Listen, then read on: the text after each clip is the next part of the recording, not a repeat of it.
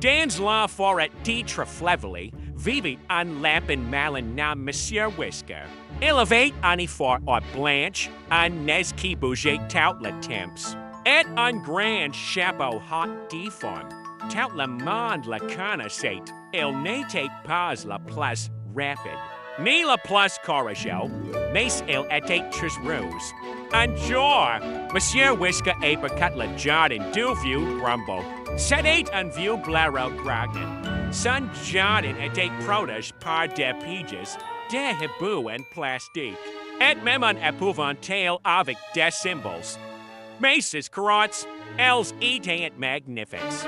Just grosses et bien orange dont Monsieur Whisker.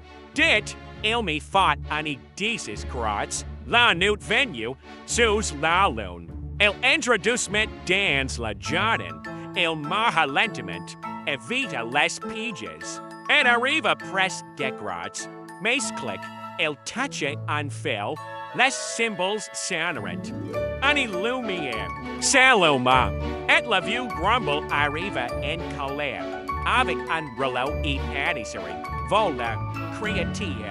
Monsieur Whisker lança son chapeau en l'air sans faute. Grumble carotte épais lui. Mais il glissa sur de la salade et tombe dans le compost. Monsieur Whisker rentre chez lui, content. Sous son chapeau, il avait une superbe crotte. Il n'y vole pas souvent, mais quand il le fait, c'est parfait dans et dans la forêt. On murmure encore. Monsieur Whisker vint quand la lune était pleine, et que les carottes sont prêtes.